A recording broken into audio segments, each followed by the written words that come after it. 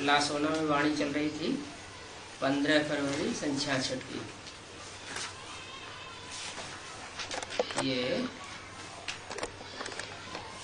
दूसरे पेज के आदमी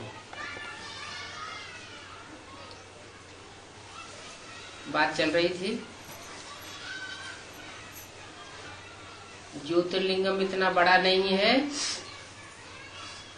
ब्रह्म महत तत्व में बिंदी मिसल है, परंतु बिंदी से समझते नहीं है, इसलिए बहुत बड़ा रूप दिया है।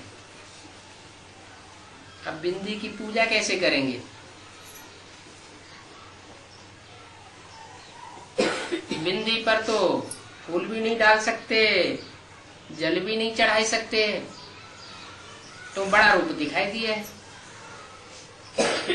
बिंदी पर अगर माखन रखेंगे तो दब जाएगी, इसीलिए पूजा के लिए बड़ा बनाया है।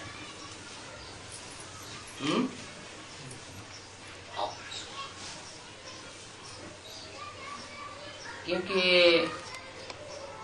बिंदी जिसका नाम शिव है, वो तो न खा सकती है, न पी सकती है, न स्नान कर सकती है।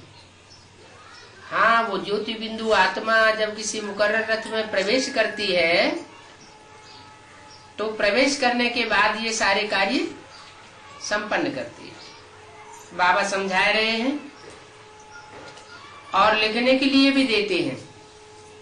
जो अच्छी रीत लिखकर आवेंगे उनको बाबा बहुत अच्छी सौगात देंगे। यूं तो तुमको सौगात की दरकार नहीं है। क्यों? क्योंकि तुम तो तन से, मन से, धन से, सब प्रकार से बलिहार हो गए हो, तो तुम तो बलि चढ़े हो, तुमको सब कुछ नया मिल जाता है। सारे विश्व की राजाई ही मिल जाती है, तुम्हारे पास कुछ है भी नहीं, पाई पैसा भी नहीं।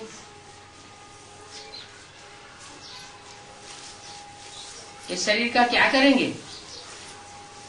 देखो, तुम्हारी मम्मा के पास पैसा कौड़ी कुछ भी नहीं था, तुमने क्या दिया है? और तुम विश्व के मालिक बनते हो। इसलिए उनको सौदागर, रत्नागर भी कहा जाता है।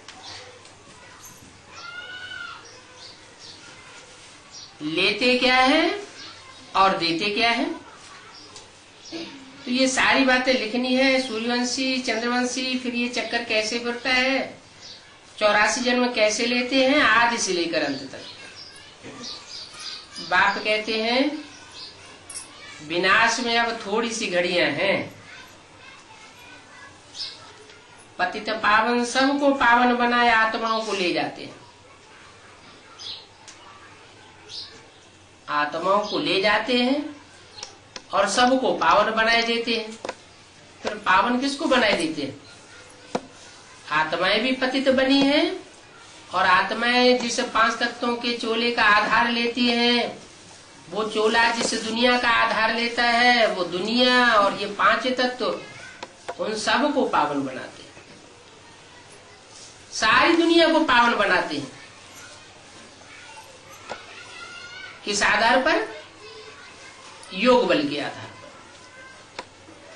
अभी तुम बच्चे योग सीख रहे हो, योग शब्द नहीं कहना है, याद कहना है।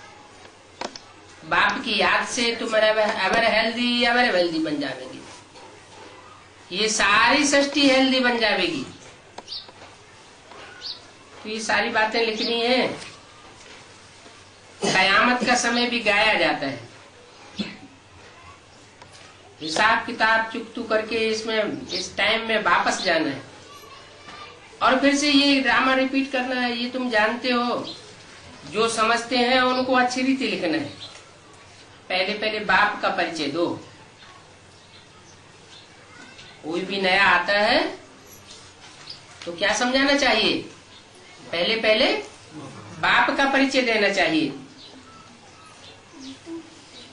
बताना चाहिए कि बाप स्टार है।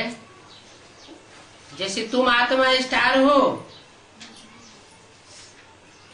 जिस आत्मा की यादगार भ्रकुटी में बिंदु लगाते हैं, आत्मा के टिकने की निशानी टीका लगाते हैं, ऐसे आत्मा का बाप परमात्मा भी ज्योति बिंदु है, स्टार है तो सारे वर्ल्ड की कहानी। और ये सृष्टि का चक्र भी है, सूक्ष्म वतन मूल वतन को चक्कर नहीं कहेंगे।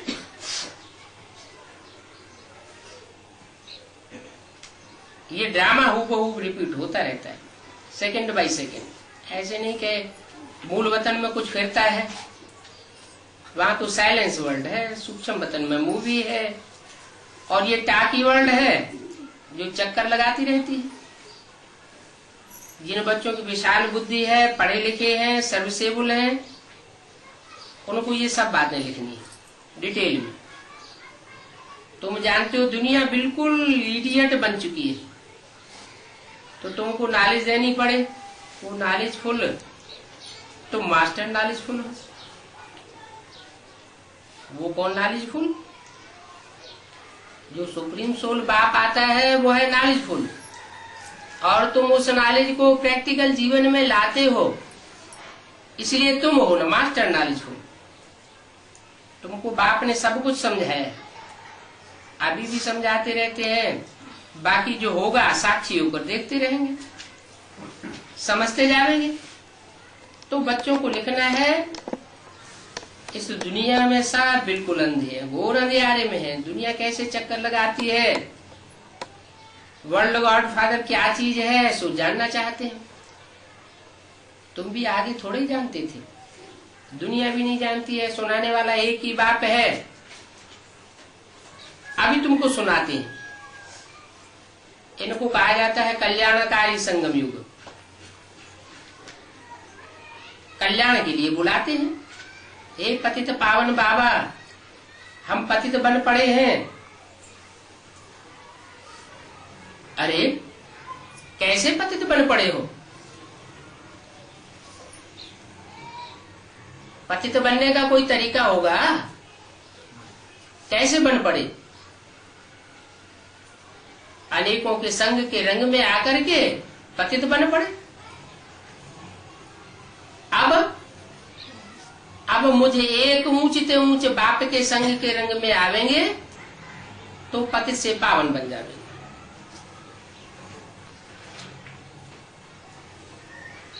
कहते हैं बाबा विषय सागर में हम डूब मरे, इस समय हम रौरव नरक में पड़े हैं। जब हम स्वर्ग में रहते थे तो वहां बहुत सुखी थे, वहां भी जन्म लेते थे। अभी रौरव नरक में पुनर्जन्म लेते हैं। यहाँ हम बहुत दुखी हैं। यहाँ जो बच्चे पैदा करते हैं सो बिच्छू टिंडन में से निकलते हैं। बिच्छू जब बच्चा पैदा करता है तो वो बच्चे पेट फाड़ करके निकलते हैं।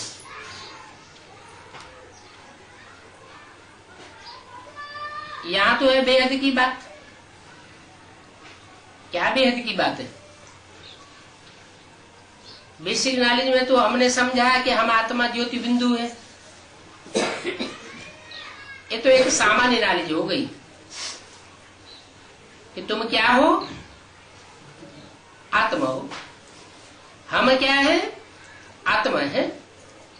वो क्या है, आत्मा है। तो ये एक सामान्य नॉलेज हो गई कि सब आत्मा है, बिंदु बिंदु आत्मा। लेकिन शरीर के द्वारा पार्ट बजाती है आत्मा, तो अलग अलग पार्ट बजाती है ना। तो विशेष पार्टधारी क्या हुए? अनेक जन्मों में हमारे अलग अलग प्रकार से क्या पार्ट हुए, अथवा 84 जन्मों में सबसे श्रेष्ठ पार्ट हमने कौन सा बजाया? ये जानकारी लेना, इसको कहते हैं आत्मा की पहचान। हु एम आई?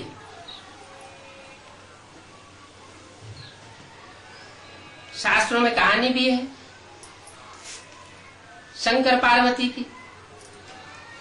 अब यहाँ कोई शंकर पार्वती की बात नहीं है जो उनसे बिच्छू टिंडन निकलेंगे। वास्तव में इस समय जो भी बच्चे पैदा होते हैं वो सब दुखदाई है।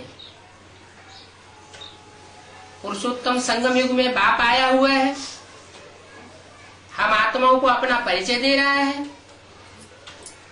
तो जो आत्माएं परिचय पाती है वो आत्म की स्थिति में टिकने का अभ्यास करती है। जितना जितना अभ्यास करेंगे मनन चिंतन मंथन की शक्ति बढ़ती जाएगी और अंत में जब आत्मा को अपने स्वरूप का पता पड़ता है तो बुद्धि रूपी पेट फाड़ करके निकलती है। इसलिए रुद्रमाला के मणकों के लिए शास्त्रों में भी गायन है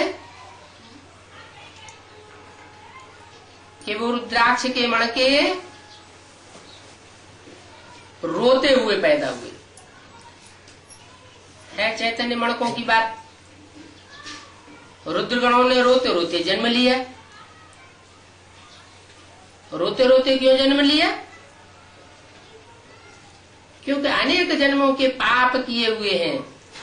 अनेक जन्म राजाएं रहे हैं, राजाएं बहुत पाप करते रहे।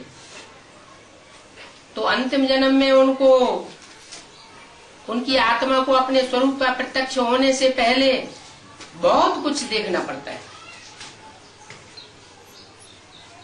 ये दुनिया सर्प सर्पणियों की है। इस समय जो भी पैदा होते हैं सब बिच्छू चिंडन सर्प सर्पणी है।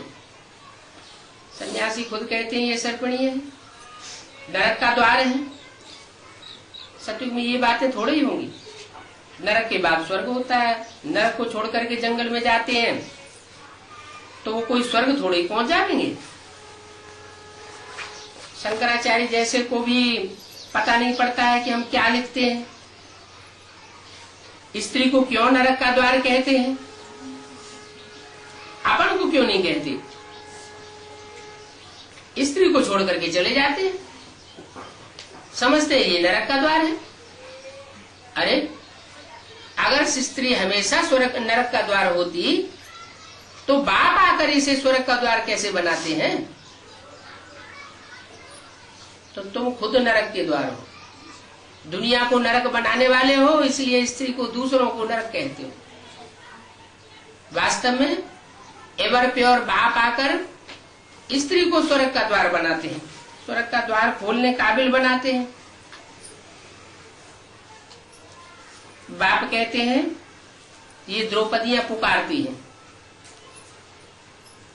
कितने पत्र आते हैं अनेक प्रकार के। द्रौपदियों के फिर 5 पति दिखाए हैं। अब 5 पतियों की तो बात ही नहीं है, क्या क्या दिखाते रहते हैं। व्यास ने तो कमाल कर दी, कितने बड़े बड़े शास्त्र वेद आदि लिख दिए। तो बाप बैठने का सार समझाते हैं कि ब्रह्मा की कुमारियां बनती हैं। जो कुमारियां बनती हैं उन्हें अनेक सेंटर संभालने पड़ते हैं। जो भी सेंटर्स बनाए जाते हैं उनमें कोई न कोई मुखिया भाई तो होता ही है जो सेंटर की विशेष संभाल करता है। मान लो कोई ब्रह्मा कुमारी कई सेंटरों में अगर ट्रांसफर होती है तो जहां जहां ट्रांसफर होगी वहां वहां कोई न कोई भाई उसकी सुरक्षा तो करेगा ही। सुरक्षा करने वाले को ही पति कहा जाता है। बाकी उन्होंने जो शास्त्रों में लिख दिया है कि 5 पति थे, माना कोई प्रैक्टिकल में ऐसे कोई स्त्री 5 पति बनाती होगी, ऐसी तो कोई बात नहीं। तो समझाने की युक्ति चाहिए। व्यास ने भक्ति मार्ग की लिखी, भक्ति मार्ग के लिए देखो कैसी कैसी बातें लिखी है। कोई तो युक्ति चाहिए जो मनुष्य दुर्गति में जावे और कहे कि सर्व का सदगति दाता एक बाप है, परंतु कोई मानेंगे थोड़े ही। एक तरफ कहते हैं नारी नरक का द्वार है, दूसरी तरफ कहते हैं कि नारी जिस द्रौपदी को भगवान ने आकर के ज्ञान दिया वह द्रौपदी नारी 5 पति रखने वाली थी। तो जब द्रौपदी जैसी श्रेष्ठ नारी 5 पति रखेगी तो आज की सामान्य नारियां तो उसी को अपना लेंगी, उसी रास्ते को अनुसरण करने लग पड़ेंगी। बाप कहते हैं ये सब बकवास है शास्त्रों। 15/2/66 की वाणी का 3रा पेज। सब पतितों के पावन करता, सर्व का दुख हरता, सुख करता परमात्मा बाप को कहा जाता है। उस निराकार बाप के लिए कहते हैं कि चाचा, मामा, गुरु गोसाई,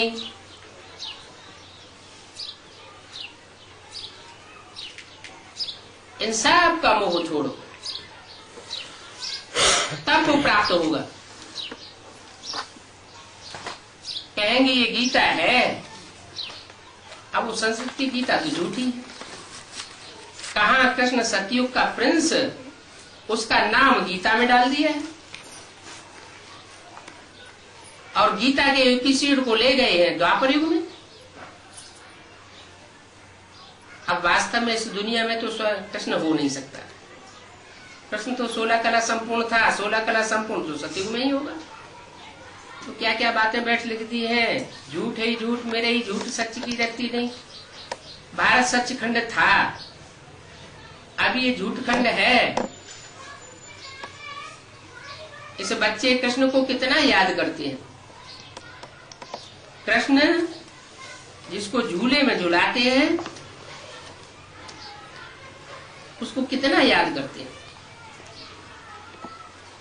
राधे के साथ भी झुलाते हैं, अकेली राधे को नहीं झुलाते, अकेले कृष्ण को झुलाते हैं। क्या वो भाई बहन थे या मित्र संबंधी थे, किसी को कुछ पता नहीं। अब कृष्ण तो छोटा बच्चा कहा जाता है, छोटा बच्चा महात्मा कहा जाता है। ये तो छोटे बच्चे पर कलंक देखो कितने लगाए। इन लक्ष्मी नारायण को महात्मा नहीं कहेंगे। बच्चा तो महात्मा के समान होता है।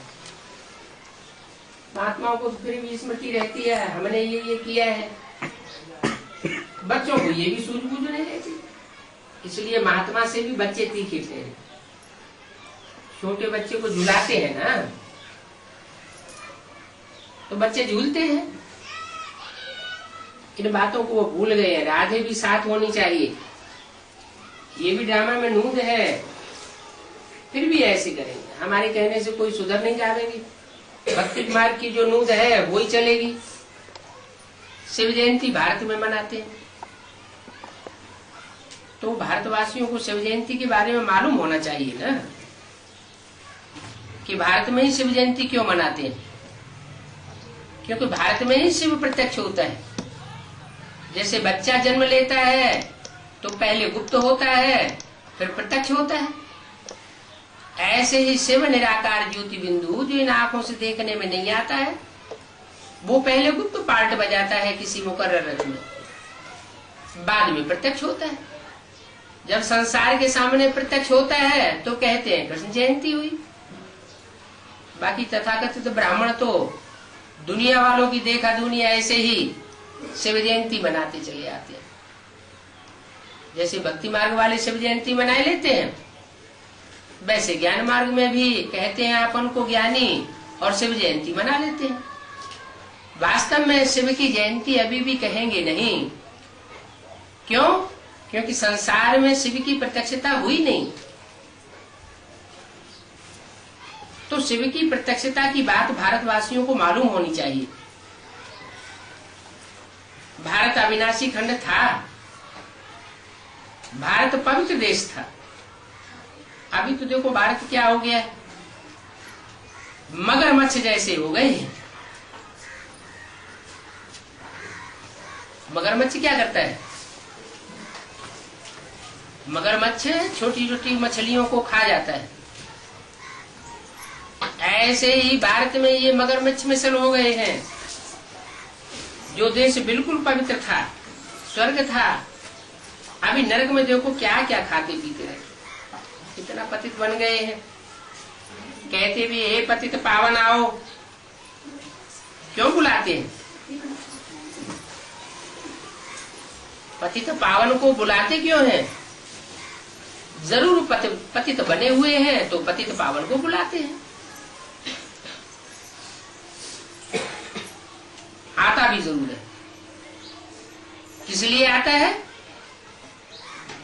पतितों को पावन बनाने आता है। पावन बनाने आता है, पावन बनाने आता है। और किस तन में आता है? कहते हैं पहले पहले ब्रह्मा के तन में आकर प्रत्यक्ष होता है। तुमेव माता, माता के रूप में पहले आता है। तो क्या माता के रूप में आता है तो माता के द्वारा पतितों को पावन बनाकर जाता है? नहीं जाता है। पतित पावन माता का रूप नहीं हो सकता। वो पतित पावन बाप कहा जाता है। तो ब्रह्मा ने तो शरीर छोड़ दिया, पतितों से पावन कोई बना नहीं, बुद्धि से भी नहीं बना। शरीर से बनने की तो बात बाद में, पहले तो मन बुद्धि रूपी आत्मा सुधरेगी। पहले तो बीज सुधरेगा कि पहले शरीर सुधर जाएगा? पहले तो बीज सुधरेगा। तो परमात्मा बाप आकर के बताते हैं कि मैं ब्रह्मा के द्वारा गति सदगति नहीं देता हूं। ब्रह्मा के द्वारा स्वर्ग के गेट खोलूंगा, ब्रह्मा के द्वारा ब्राह्मण धर्म की रचना करता हूं। लेकिन ब्राह्मण भी दो प्रकार के पैदा हो जाते हैं। एक रावण कुंभकर्ण मेघनाथ जैसे शास्त्रों में गायन है, और दूसरे श्रेष्ठ ब्राह्मण गुरु वशिष्ठ विश्वामित्र जैसों का भी गायन है।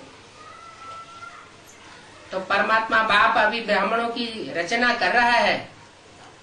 उनमें श्रेष्ठ ब्राह्मण बहुत थोड़े हैं जो मनन चिंतन मंथन करने वाले हैं, ज्ञान की बातों का लेन देन करने वाले हैं। उनका धंधा ही होता है ज्ञान रत्नों का लेन देन करना, ज्ञान रत्नों की गहराई में जाना। बाकी जो आसुरी ब्राह्मण होते हैं उनको ब्रह्मा के मुख से निकले हुए ज्ञान रत्नों की उतनी परवाह नहीं रहती।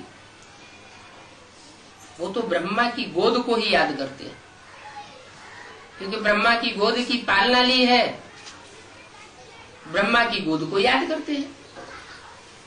बल मुरली में बाबा बोलते हैं, ब्रह्मा के द्वारा ही बोलते हैं कि इस ब्रह्मा को याद नहीं करना है, ये ब्रह्मा तो पतित है। ब्रह्मा अगर पतित न होता तो संसार में उसके चित्रों की पूजा हुई होती, शंकर और विष्णु की तरह। ब्रह्मा अगर पतित न होता तो मंदिरों में मूर्तियां उनकी पूजी जाती, मंदिर बनाए जाते, लेकिन न उनकी पूजा होती है, न उनके मंदिर बनाए जाते हैं, न मूर्तियां बनाई जाती है। मंदिर और मूर्तियां बनाकर पूजा उसी की जाती है जो अपने जीवन में रहते रहते पवित्र बनकर गया हो। तो वो गायन और पूजन विष्णु और शंकर का है। विष्णु रूप ने और शंकर रूप ने अपने शरीर रहते रहते इसी जीवन में सिद्धि को प्राप्त किया, तो दुनिया उनको पूजती है मंदिर बना करके। अभी शिव निराकार ब्रह्मा के द्वारा जिन ब्राह्मणों की रचना करते हैं, उनमें से उन्हीं ब्राह्मणों को ब्राह्मण सो देवता बनाने के लिए चुनते हैं जो ज्ञान रत्नों पर ज्यादा ध्यान देते हैं। मुख से निकले हुए ज्ञान रत्न है, मुखवंशावली ब्राह्मण है, तो मुखवंशावली ब्राह्मणों को आकर के मनुष्य से देवता बनाते। पहले हम सब शूद्र थे, तो डबल मशीनरी हुई। पहले शूद्रों को ब्राह्मण बनाना, उन ब्राह्मणों में से छटनी करके कौन से आसुरी ब्राह्मण है, कौन से दैवीय ब्राह्मण है, तो छटनी होती है। छटनी के बाद फिर जो श्रेष्ठ ब्राह्मण होते हैं उनको शिक्षा दे करके ब्राह्मण सो देवता बनाते। अब देवता बनाते किसके द्वारा है? ब्रह्मा को तो दाढ़ी मूछ दिखाई जाती है, दाढ़ी मूछ तो विकारियों को दिखाई जाती है, देवताएं तो क्लीन शेव होते हैं। तो देवता बनाने के लिए भी बनाने वाला जरूर देवता होना चाहिए। इसलिए कहते हैं देव देव महादेव, ब्रह्मादेव, विष्णुदेव और उन दोनों से भी ऊपर महादेव शंकर। तो जो महादेव शंकर का स्वरूप है वो ही ब्राह्मणों को देवता बनाने के लिए सक्षम हो पाता है। तो देवताओं के द्वारा देवता बनाते हैं। जैसे दुनिया में कहते हैं कि वकीलों के द्वारा वकील बनाए जाते, डॉक्टर पढ़ाई पढ़ाकर डॉक्टर बनाता है, इंजीनियर पढ़ाई पढ़ाकर इंजीनियर बनाता है। तो शिव बाबा स्वयं तो भगवान है, भगवान है तो भगवान क्या बनाएगा?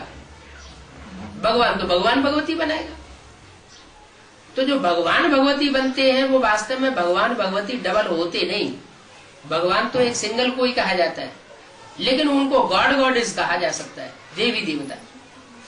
उन देवी देवताओं के द्वारा फिर आकर के देवी देवताओं की रचना करते हैं।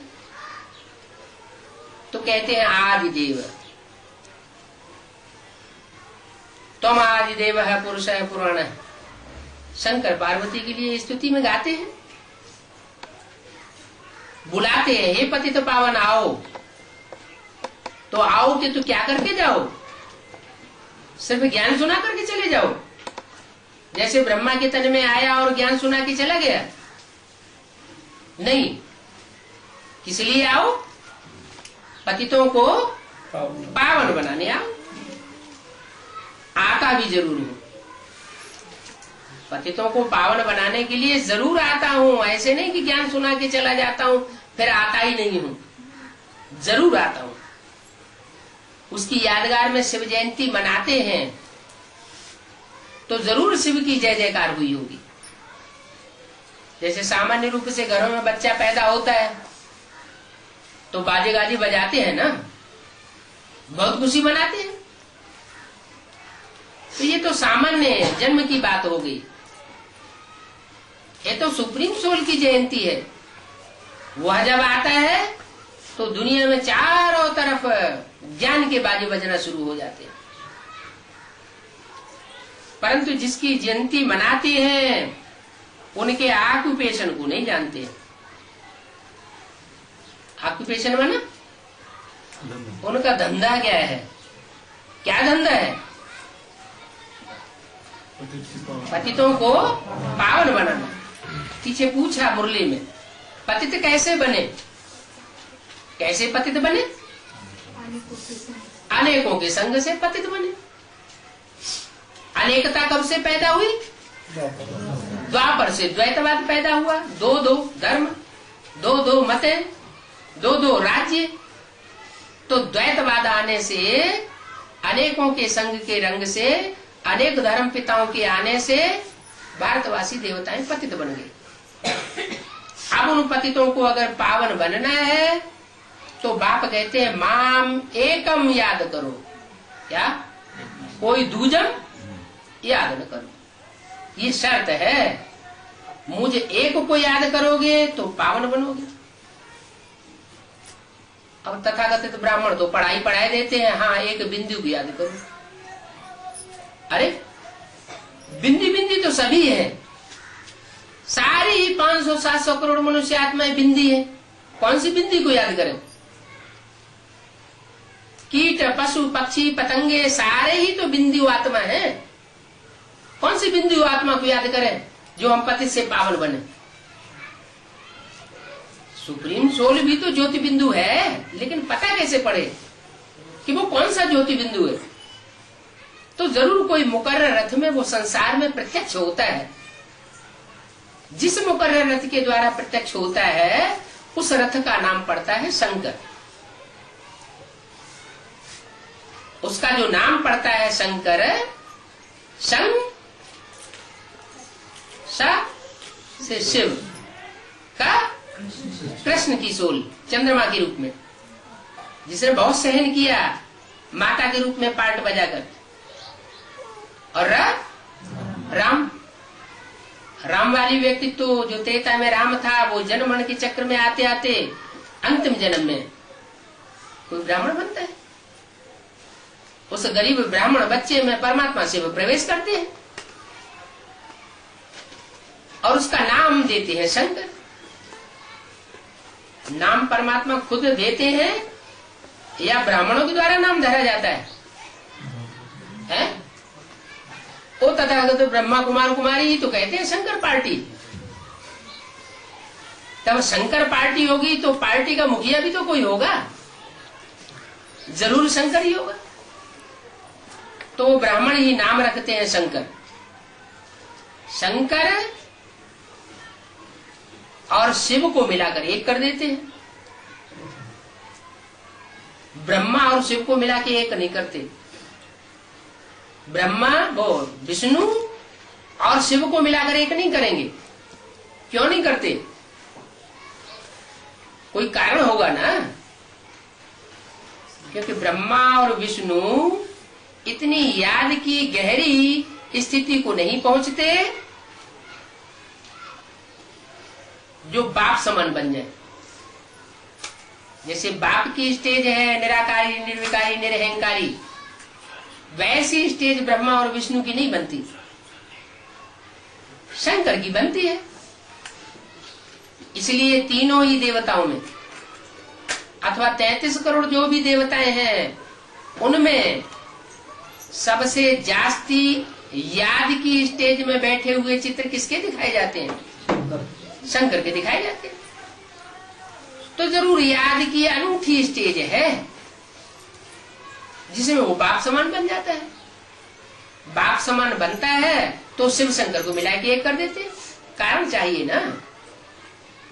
बताते तो हैं कि शिव शंकर अलग अलग हैं, माने शिव की आत्मा अलग है, शंकर की आत्मा अलग है। शिव का काम है कल्याणकारी, शंकर का काम है विनाशकारी। काम के आधार पर नाम भी पड़े हैं। बाप कहते हैं ये बातें तुम मनन चिंतन मंथन करने वाले बच्चे ही समझ सकेंगे। जिन्होंने ज्योति बिंदु आत्मा को याद करने की प्रैक्टिस की है वो देहधारी देह अभिमानी ब्राह्मण नहीं समझ सकेंगे जिन्होंने ब्रह्मा की गोद को याद किया। गोद माने कुख, जो कुख वंशावली ब्राह्मण है, जो कुख वंशावली ब्राह्मण है वो ब्रह्मा की कोख गोद को ही याद करते रहते हैं, उनके चेहरे को ही याद करते रहते हैं। लंबा था, गोरा था, चिट्ठा था, ये जो रूप याद आता रहता है वो विनाशी रूप याद आता है।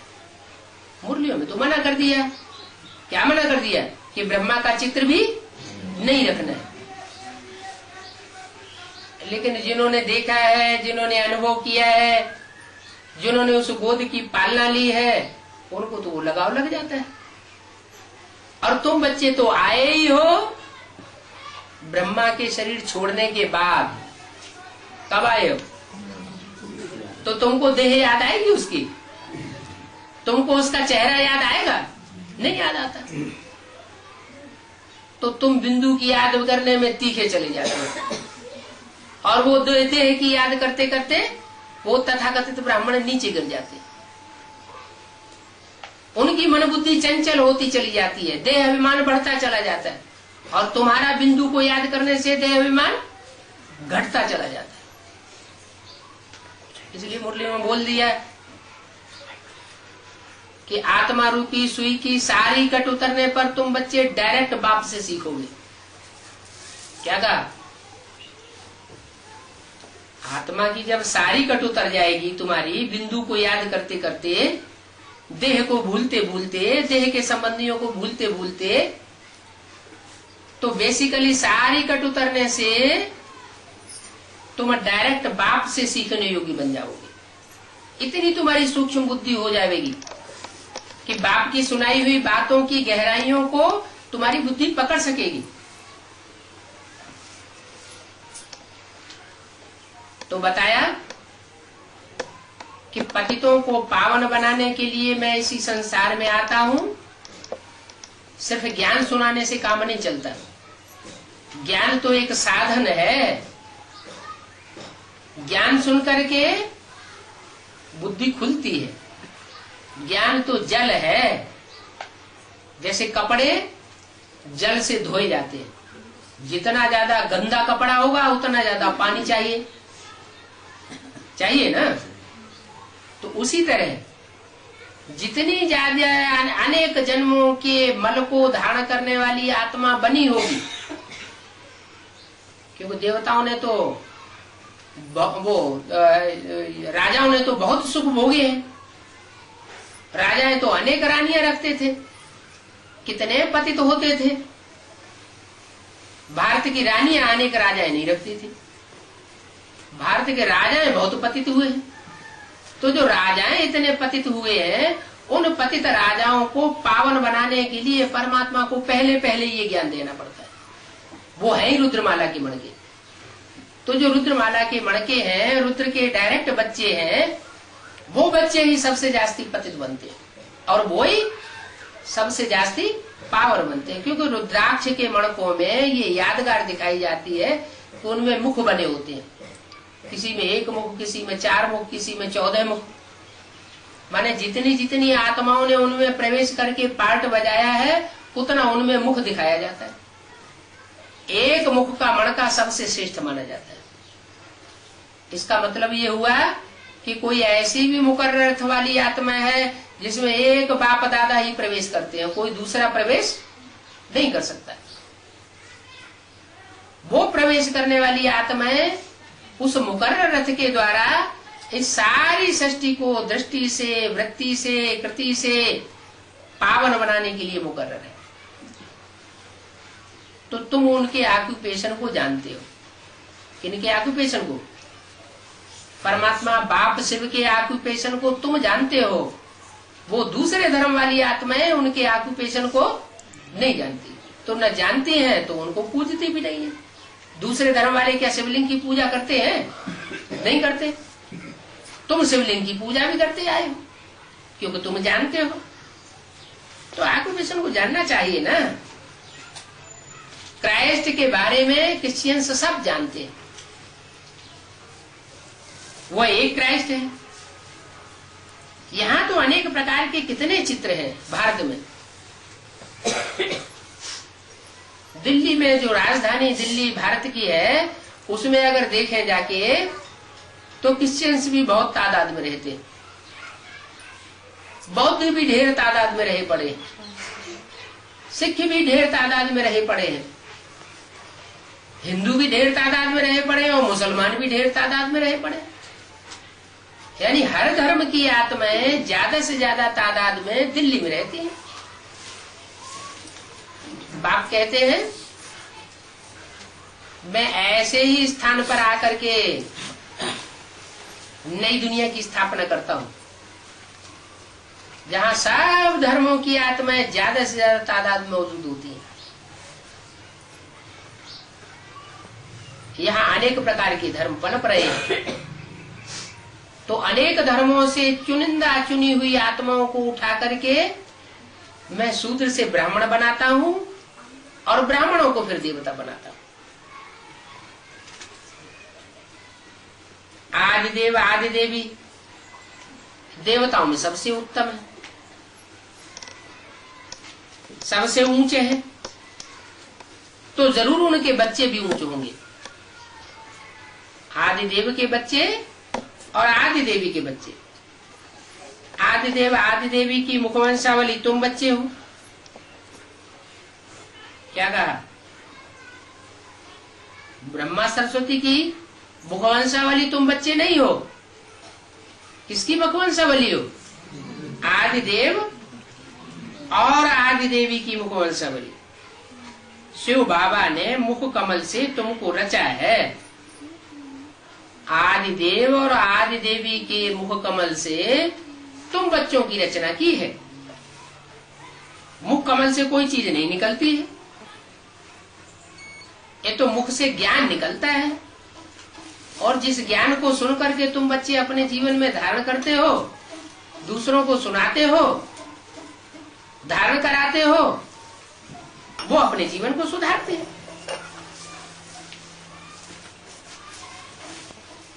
ऐसे नहीं कि मुख कमल से कोई आवाज करने से कोई निकल पड़ते? नहीं, ये तो ज्ञान सुनने और सुनाने की बात है। तुम मुख से वो एडाप्ट हुए हो, तुमको आदिदेव और आदि देवी ने एडाप्ट किया है कि तुम मेरे बच्चे हो। तो देवताओं के द्वारा जो एडाप्ट होंगे वो देवता कहे जाएंगे। मान लो कोई बच्चा है, उसके माँ बाप बचपन में शरीर छोड़ देते हैं, वो बच्चा शूद्रों का है, उस बच्चे को कोई ब्राह्मण दंपति स्वीकार कर लेते हैं, उसको जीवन में अडॉप्ट करते हैं, तो बच्चा कौन सी जाति का गाया जाएगा? ब्राह्मण ही गाया जाएगा। तो यहाँ भी ऐसे ही है, यहाँ तुमको अडॉप्ट करने वाले आदि देव और आदि देवी है। जिन आदि देव आदि देवी के द्वारा तुम अडॉप्ट हुए बच्चे भले पहले शुरुआत में शूद्र थे, शूद्र से ब्रह्मा द्वारा ब्राह्मण बने, अब ब्राह्मण तुम ब्राह्मणों को पढ़ाई पढ़ाकर आदि देव आदि देवी क्या बनाते हैं? ब्राह्मण से देवता बनाते हैं। तो अडॉप्ट हुए शिव बाबा के बच्चे हो। शिव बाबा ने इस साधारण ब्रह्मातन से तुमको अपना बनाया है। क्या कहा? साधारण ब्रह्मातन से अपना बनाया है या साधारण गोरे चिट्ठे लंबे चौड़े तन के द्वारा अपना बनाया है? एक तरफ कहते हैं कि साधारण तन था, किसका? ब्रह्मा का साधारण तन था। फिर दूसरी तरफ कहते हैं ब्रह्मा अत्यंत सुंदर थे, गोरे चिट्ठे थे, राजाओं जैसी उनकी पर्सनालिटी थी। तो दो बातें थोड़ी ही हो सकती हैं। एक तरफ कहते हैं कि ये मुकर्रर रथ है, दूसरी तरफ कहते हैं ये तो टेम्परेरी रथ है, लोन पर लिया हुआ रथ है। तो दो बातें कैसे होंगी? या तो ब्रह्मा का तन मुकर्रर रथ ही होगा, या तो ब्रह्मा का तन टेम्परेरी रथ होगा। अब चूंकि शरीर छोड़ दिया तो सब कोई गएगा टेम्परेरी रथ। ना आदि में था और ना अंत में रहा। मुकर्रर तो उसको कहेंगे जो यज्ञ के आदि में भी हो और अंत में भी रहे। तो तुम बच्चों को ब्रह्मा तन से अपना बनाया है, अपना बना करके ब्राह्मण बनाया। एडॉप्ट करते हैं ना। कौन से ब्रह्मा तन से अपना बनाया? इस साधारण ब्रह्मा तन से अपना बनाया। असाधारण तन से नहीं बनाया। किससे बनाया? साधारण तन से। किस लिए बनाया? तुमको दुख की दुनिया से निकालकर सुख की दुनिया में ले जाने के लिए अपना बनाया। बच्चा अडॉप्ट किया जाता है तो मिल्कियत देने के लिए किया जाता है ना। बाप की मिल्कियत का बच्चा हकदार होता है। तो यहाँ बाप की मिल्कियत है मुक्ति और जीवन मुक्ति। मुक्ति माना दुखों से मुक्ति, और जीवन मुक्ति माने जीवन में रहते रहते सुख संपत्ति प्राप्त हो, दुख प्राप्त न हो। तो सुख देने के लिए तुम बच्चों को अडॉप्ट किया है। तुम जानते हो बेहद के बाप ने ब्रह्मा मुख द्वारा अडॉप्ट किया है। बाबा हमको राजाई देते हैं। क्या देते हैं? राजाई देते हैं। राजाई देते हैं या राजाई देने से पहले ही चले जाते हैं? क्या करते हैं? राजाई देते हैं। राजाई देकर फिर वापस जाते हैं। ऐसे नहीं कि वर्षा दिए बगैर चले जाए। राजयोग सिखाते हैं, राजयोग से हमको राजाओं का राजा बनाते हैं। इसके लिए नई आत्मा नया शरीर चाहिए। नई दुनिया की लिए राजाई के लिए क्या चाहिए? आत्मा भी नई चाहिए और शरीर भी नया चाहिए। अभी तो ये पुराना शरीर है, आत्मा भी पुरानी है। पुराने शरीर और पुरानी आत्मा को बाप आकर के रिजुविनेट करते हैं। अब नई आत्मा कैसे बने? बताओ कैसे बने? अब ये भी बताया भी, नई आत्मा कैसे बनती है? ज्ञान जल से हाँ, ज्ञान जल से जब प्रक्षालन होती है तो आत्मा बार बार ज्ञान जल का स्नान करने से शुद्ध बनती है। आत्मा जब शुद्ध बनती है तो आत्मिक स्थिति में ज्यादा टिकती है, और आत्मिक स्थिति में टिकी हुई आत्मा मनन चिंतन मंथन ज्यादा करती है। मनन चिंतन मंथन जितना जास्ती करेगी, संकल्प शुद्ध होते जाएंगे, अशुद्ध संकल्प समाप्त होते जाएंगे। जैसे शरीर में खून होता है ना, तो कोई के शरीर में अशुद्ध खून हो जाता है तो खुजली उजली हो जाती है, कई प्रकार के रोग शरीर में आ जाते हैं। उसी तरीके से ये आत्मा का जो खून है संकल्प है। संकल्प जब शुद्ध होते हैं तो आत्मा भी शुद्ध हो जाती है, अशुद्ध संकल्प समाप्त हो जाते, और जब अशुद्ध संकल्प समाप्त हो जाते, शुद्ध संकल्प रह जाते, तो शुद्ध संकल्पों से हम अपने सतयुग और त्रेता की नई दुनिया अपने लिए निर्माण करते हैं। शुद्ध संकल्पों से हमने स्वर्ग की सृष्टि रची। कहते हैं ब्रह्मा ने संकल्पों से नई सृष्टि रची, तो ब्रह्मा अपने संकल्पों से नई सृष्टि रच सकता है, तो क्या हम संकल्पों से नई सृष्टि नहीं रच सकते?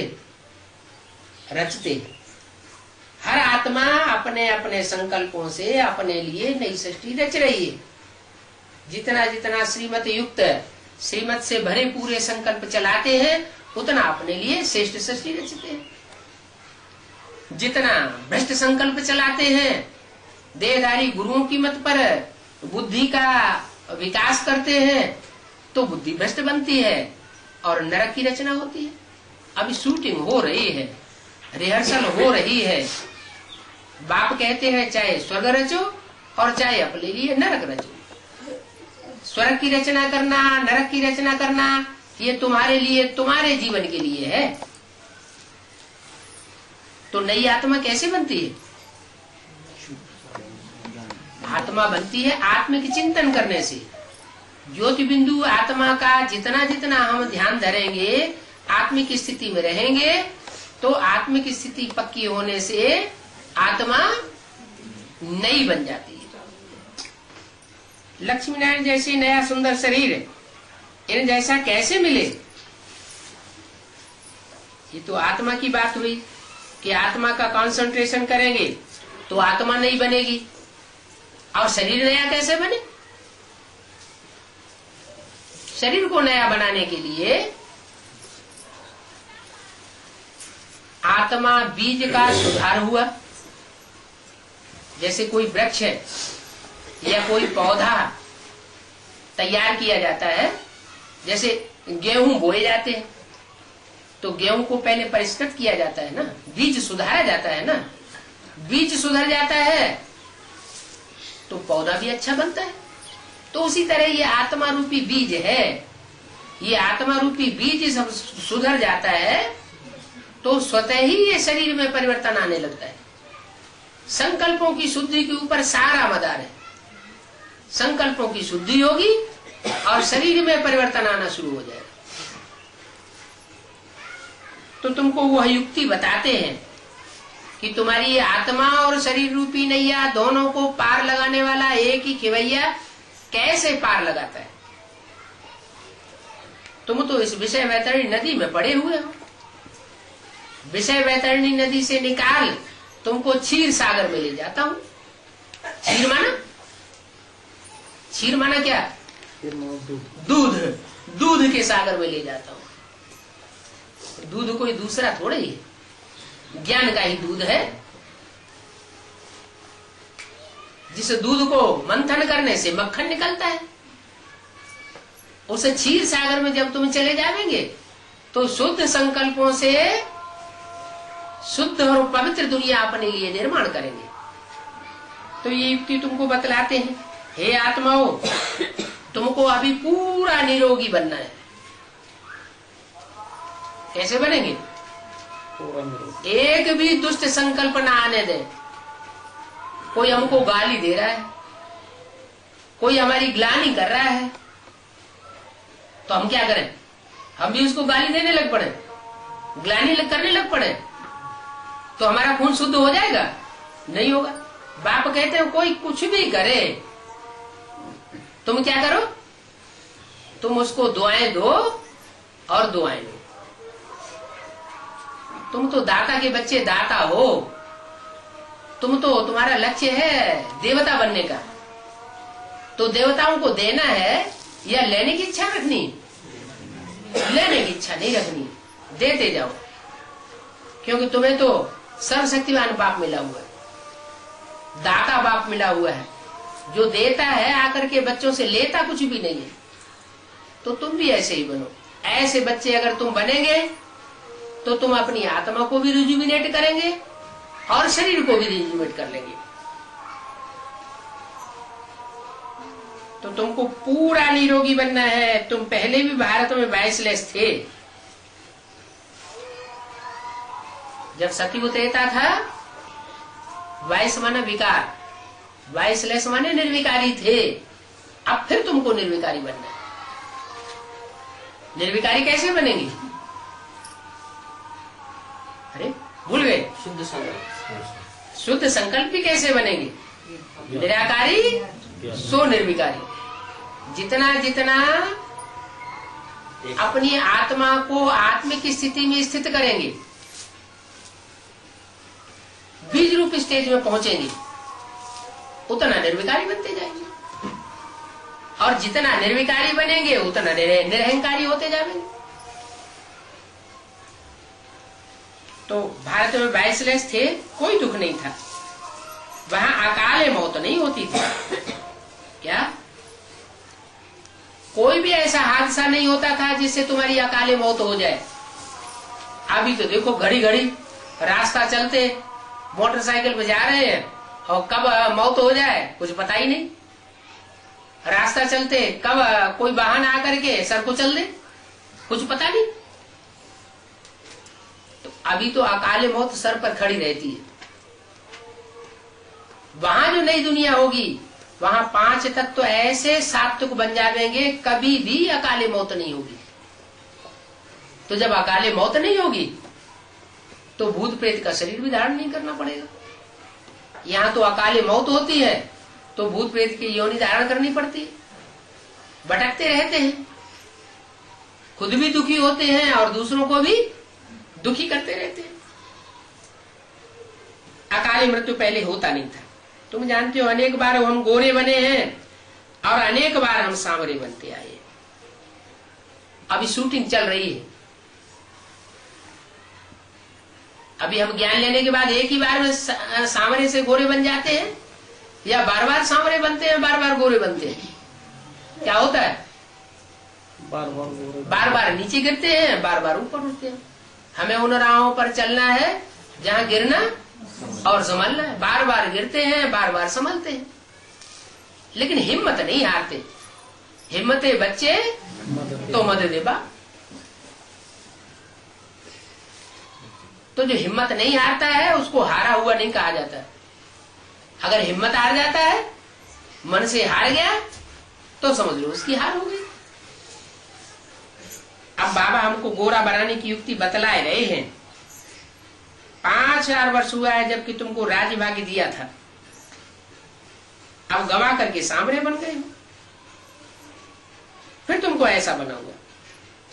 तो ये खेल है। इस खेल को ईश्वरीय नॉलेज कहा जाता है। ज्ञान का सागर वह बाप है। क्या कहा? और किसके तन से कहा? ज्ञान का सागर वह बाप है। किसके तन से कहा? ब्रह्मा बाबा के तन से कहा। ब्रह्मा बाबा तो चले गए। ज्ञान का सागर वह बाप है, यह बाप है ऐसे क्यों नहीं कहा? क्योंकि ब्रह्मा ज्ञान के सागर का पार्ट नहीं बजाया।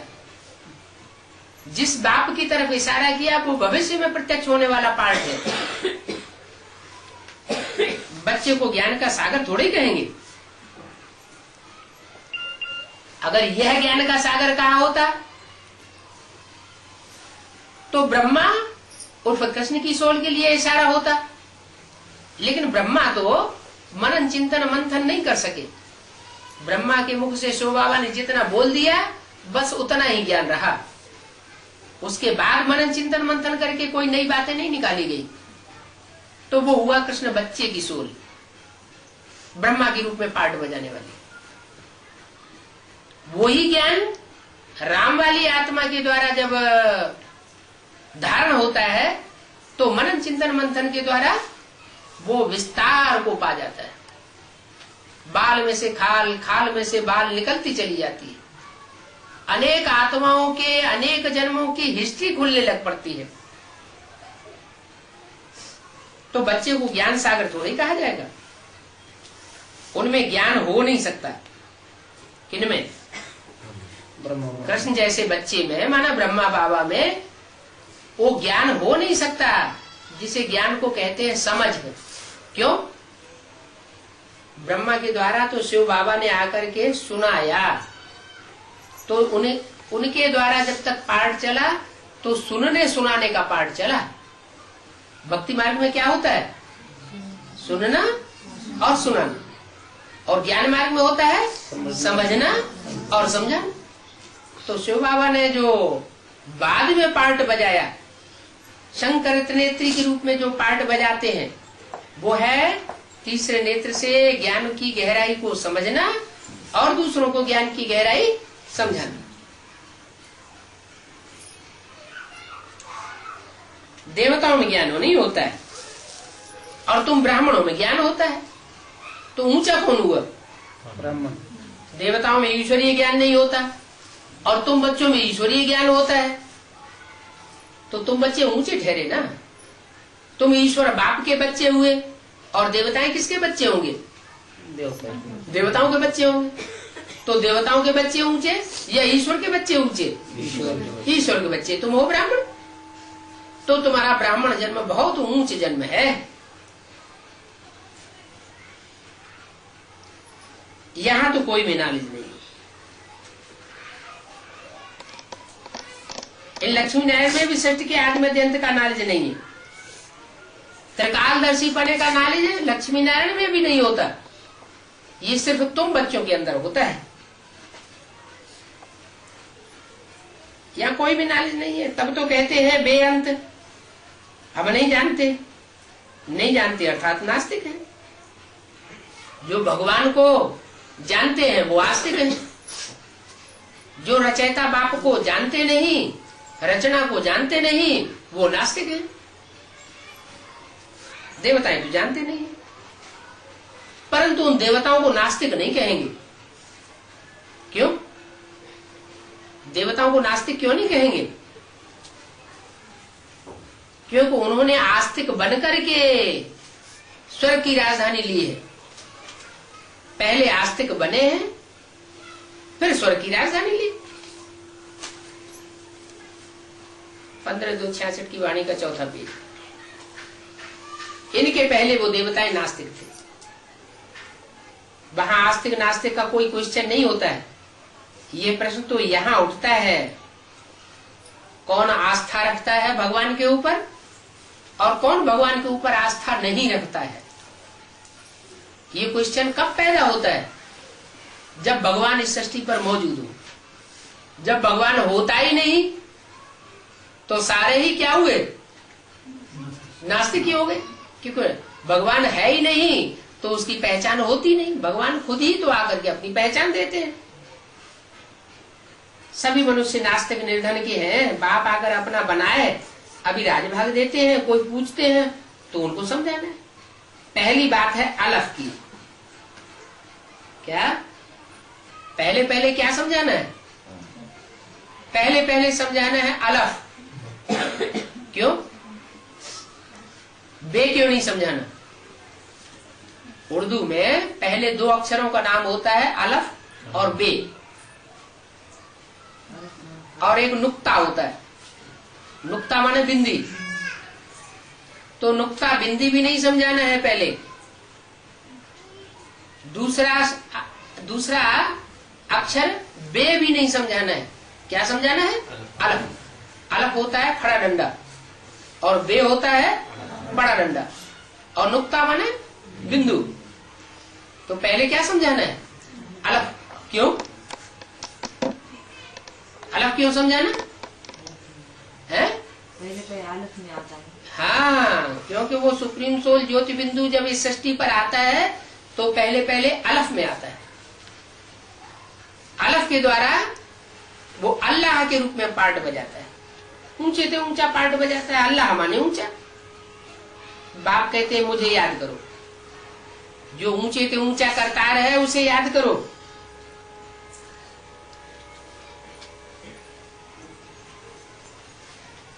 तुम मुझे याद करेंगे तो तुम घर आ जाएंगे। तुमको त्रिकालदर्शी बनाता हूं, इनसे तुम चक्रवर्ती राजा बनेंगे।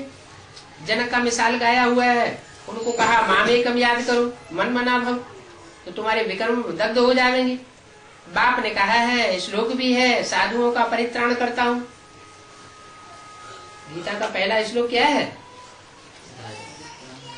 परित्राणाय साधूनाम, साधुओं का परित्राण माने रक्षा करने के लिए आता हूं। किसकी रक्षा करता हूं? सारी दुनिया की रक्षा नहीं करता हूं, विनाश होगा तब। किसकी रक्षा करता हूं? साधूनाम परित्राणाय, साधुओं की रक्षा करने के लिए आता हूं। साधु मन जो इंद्रियों की साधना करते हैं। ब्राह्मण भी साधना करते हैं। इंद्रियां अगर पतित होती रहे, शक्ति क्षीण होती रहे, तो नहीं कहेंगे कि इंद्रियों की साधना की। थाली सामने हो परोसी हुई अच्छे अच्छे व्यंजनों की, और फिर उसे कोई न खाए, तो कहेंगे कि साधना की। क्या? इंद्रियां आसक्त नहीं हुई, तो सभी इंद्रियों की बात है। इन इंद्रियों को साधना करना है। साधना करना माने साधना है, नीचे नहीं गिरने देना है, पतित नहीं होने देना है। अगर ऐसी स्टेज बनाते हैं तो ऐसे बच्चों की मैं क्या करूंगा? रक्षा करूंगा। वो बच्चे नई सृष्टि में बचेंगे, और जो इंद्रियों को खुला छोड़ देंगे, जैसे घोड़ा होता है ना, घोड़े की लगाम अगर ढीली कर दो तो गड्ढे गड़ीचियों में ले जाएगा, और लगाम अगर कस के रखी जाए तो घोड़ा अपने कंट्रोल में रहता है। तो इंद्रियां भी घोड़ा है। इन इंद्रियों रूपी घोड़ों को अगर कंट्रोल में नहीं रखा, खुला छोड़ दिया, तो नहीं कहेंगे कि इंद्रियों की साधना की। साधक नहीं कहा जाएगा। अच्छा, ओम शांति।